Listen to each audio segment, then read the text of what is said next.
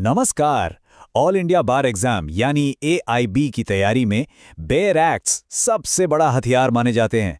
लेकिन अगर इन्हें सही ढंग से इस्तेमाल करने का तरीका ना पता हो तो यही हथियार एक जाल भी बन सकता है। तो चलिए आज देखते हैं कि इस चुनौती को अपनी सबसे बड़ी ताकत में कैसे बदला जाए। AIB एक ओपन बुक परीक्षा है, मतलब बेयर एक्ट्स एग्जाम हॉल में ले जाने की इजाजत होती है। सुनने में तो ये बहुत बड़ा फायदा लगता है ना?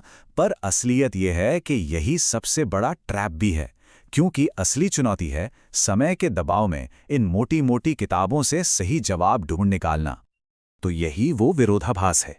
एक तरफ लगता है कि सारे जवाब तो हाथ में ही हैं, कुछ रटने की जरूरत नहीं, लेकिन दूसरी तरफ टिकिंग क्लॉक, मुश्किल कानूनी भाषा और गलत किताब ले जाने का डर, ये सारे फायदे देखते ही देखते नुकसान में बदल जाते हैं। तो असली खेल जवाब जानने का नहीं, बल्कि उसे सही समय पर ढूंढ निकालने का है। ठीक है, तो इस सफ़र को आसान बनाने के लिए हम इन 5 स्टेप्स को फॉलो करेंगे। पहले इस ओपन बुक के पैराडॉक्स को समझेंगे, फिर सही टूल्स चुनेंगे, बेयर एक्ट के स्ट्रक्चर को जानेंगे, जवाब ढूंढने के कुछ कमाल के हैक्स सीखेंगे और आखिर में कुछ ज़रूरी कानूनी शब्दों का मतलब समझेंगे। अच्छा, किसी भी हैक पर जाने से पहले सबसे पहला और सबसे ज़रूरी कदम है सही औजारों का चुनाव। मतलब एग्जाम हॉल में कौन सी बेयर एक्ट्स ले जानी है और कौन सी बिल्कुल नहीं। चलिए इसी से शुरुआत करते हैं। सबसे पहले यह समझना बहुत जरूरी है कि क्या नहीं ले जाना है। देखिए, अगर किसी बेयर एक्ट में किसी भी तरह के एक्स्ट्रा नोट्स, केस लॉ या कमेंट्री लिखी हुई है तो उसे एग्जाम में ले जाने की इजाजत नहीं है और उसे जब्त किया जा सकता है। इसलिए हमेशा बिना नोट्स वाली सादी बेयर एक्ट ही चुनें। तो फिर मस्ट ब्रिंग चेकलिस्ट क्या है? पहला, सिलेबस के हिसाब से सभी जरूरी एक्ट्स पास होनी चाहिए। दूसरा, अगर मुमकिन हो तो डिगलॉट एडिशन चुनें, जिसमें एक तरफ हिंदी और दूसरी तरफ इंग्लिश होती है। इससे मुश्किल कानूनी शब्दों को समझना बहुत आसान हो जाता है। और सबसे ज़रूरी, हमेशा लेटेस्ट अमेंडेड वर्जन ही इस्तेमाल करें, ताकि कहीं पुराने कानून के हिसाब से जवाब न दे दिया जाए। चलिए, सही किताबें तो चुन ली, अब अगला कदम है इन किताबों के अंदर की दुनिया को समझना। देखिए, हर बेयर एक्ट का अपना एक स्ट्रक्चर होता है। अगर ये ब्लूप्रिंट समझ आ गया तो ये मोटी मोटी किताबें एक आसान से नक्शे की तरह लगने लगेंगी। तो चलिए जल्दी से कुछ बेसिक बातें दोहरा लेते हैं। सबसे आम यूनिट है सेक्शन। ज्यादातर कानून जैसे CPC या BNSS सेक्शंस में ही बटे होते हैं। तो जैसे ही सवाल में सेक्शन शब्द दिखे, ये साफ हो जाता है कि बात किसी एक्ट की हो रही है। और बिल्कुल सेक्शन की तरह ही होते हैं आर्टिकल्स। ये भी कानूनी प्रावधान ही है, लेकिन ये सिर्फ और सिर्फ भारत के संविधान में इस्तेमाल होते हैं। ये एग्जाम के लिए एक गोल्डन रूल है। अगर सवाल में आर्टिकल लिखा है तो जवाब संविधान में ही मिलेगा और कहीं नहीं। तो मोटा मोटा हिसाब ये है, सेक्शन मिलेंगे एक्ट्स में, आर्टिकल मिलेगा संविधान में, और शेड्यूल्स अक्सर एक्ट के आखिर में दी गई लिस्ट होती हैं। बस इस बेसिक स्ट्रक्चर को ध्यान में रखने से ही सही किताब उठाने में कीमती समय बचेगा। अच्छा, बेसिक्स तो समझ आ गए, तो चलिए अब आते हैं असली मुद्दे पर। वो हैक्स जो प्रेशर में भी तेजी से जवाब ढूंढने में मदद करेंगे। इनसे स्पीड और एक्यूरेसी दोनों बढ़ेंगी। हमारा पहला हैक छिपा है किसी भी बेयर एक्ट के पहले पन्ने पर।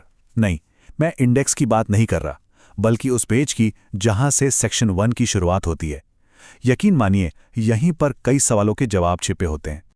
यहां 3 खास जानकारियां हैं जिन पर तुरंत नजर दौड़ानी है। एक्ट नंबर, प्रेसिडेंट की सहमति की तारीख और एक्ट का मुख्य उद्देश्य। ये तीनों ही सीधे सीधे सवाल बनकर आ सकते हैं। लेकिन एक सवाल है जो अक्सर फंसाता है, वो है कानून के लागू होने की तारीख, यानी इन्फोर्समेंट डेट। ये अक्सर प्रेसिडेंट की सहमति वाली तारीख से अलग होती है। तो इसे कैसे ढूंढा जाए? इसका भी एक बहुत आसान तरीका है। तारीख शब्द के आगे लिखी छोटी सी सुपरस्क्रिप्ट संख्या 1 पर ध्यान दीजिए। ये एक फुटनोट है और यही जवाब खोजने की चाबी है।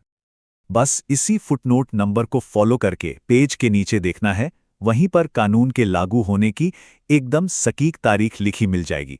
ये एक छोटा सा निशान मिनटों का समय बचा सकता है। आखिर में बात करते हैं उन जादुई शब्दों की जो किसी भी कानून का पूरा मतलब पलट सकते हैं। इन शब्दों को समझना किसी भी कानूनी प्रावधान की सही व्याख्या के लिए बेहद जरूरी है। सबसे पहले शल और मे। शल एक आदेश है, मतलब ये काम करना ही होगा, कोई दूसरा ऑप्शन नहीं है, ये मैंडेटरी है। वहीं मे एक विकल्प या शक्ति देता है, मतलब अधिकारी चाहे तो ऐसा कर सकता है, पर वो मजबूर नहीं है। एक है करना ही होगा और दूसरा है कर सकते हैं। अब देखते हैं प्रोवाइजो और एक्सप्लेनेशन में फर्क। प्रोवाइजो मुख्य नियम में एक लेकिन या इफ बट जोड़ता है, यानी एक एक्सेप्शन बनाता है, जबकि एक्सप्लेनेशन सिर्फ मुख्य नियम को और साफ साफ समझाने का काम करता है, उसमें कोई नई बात नहीं जोड़ता।